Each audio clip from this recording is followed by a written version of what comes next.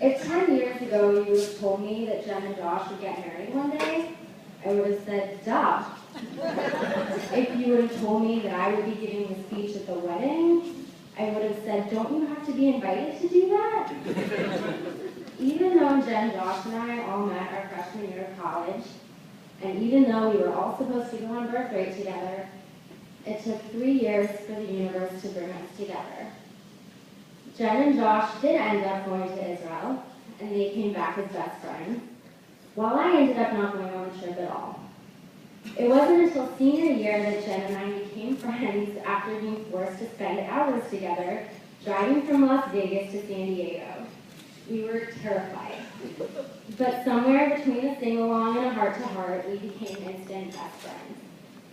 When the drive was over, we both knew that the ride had just begun.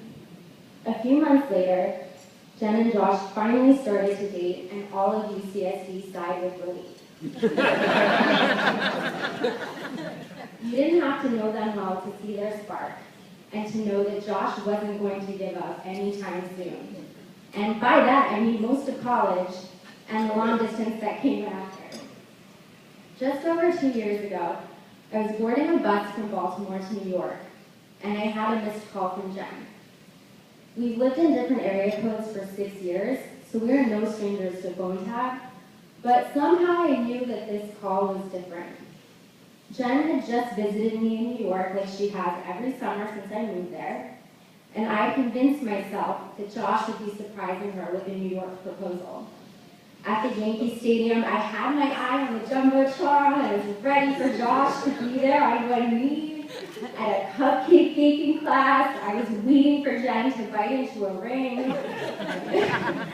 Bike riding on Governor's Island, I was looking for Josh at every turn. Instead, he was in San Diego, drawing hearts in the sand, and making a proposal video that Jen would wake up to days later.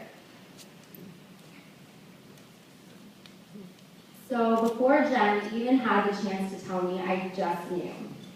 I called her back on the bus, and I quote directly, she said, "Hi!" And I said, "Oh my God, you're engaged!"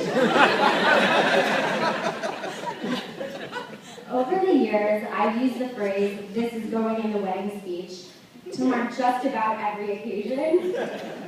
We have so many memories together, from that first carpool where I learned what a genuine friend and good listener Jen is, and she learned that I never shut up, to Josh playfully scolding me, "You should have come on birthright with us, Alana," every time I would lament the lost years and how long it took us to become friends. But every time I thought I had the perfect story, something even more telling would happen. Most recently, Jen bought a Tory Burch purse in San Francisco on impulse, never having seen the purse before in her life, let alone telling Josh that she wanted it. She came home so excited about her purchase, only to find out that Josh bought her the same purse. If that's not true love, I don't know what is. Jen, not only did you find a man who adores you, who has an infectiously goofy laugh, who does Ragnar relays, triathlons, cross-country bike rides, and all of the other horrible-sounding adventures you like to do, you found a man who can shop a Tory Burch sale, and who knows exactly what you want before you even know you want it.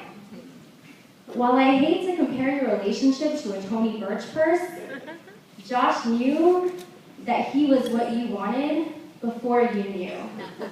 Let's face it, we all did. I've known Jen and Josh as best friends, as a new couple, as a long-distance relationship, roommates, fiancés, and today, finally, as husband and wife. Jen and Josh, I love you both so much. I'm so lucky to be a part of this day. I wish you a lifetime of tandem bike rides, Yankees wins, hearts in the sand, love, laughter, and adventure.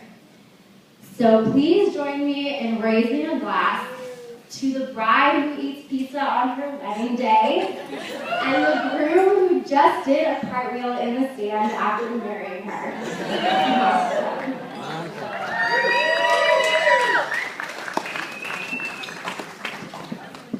Nicely done. Thank you to both coasters. And we're going to get on to our first dance of the evening here, our father-daughter dance. Followed up by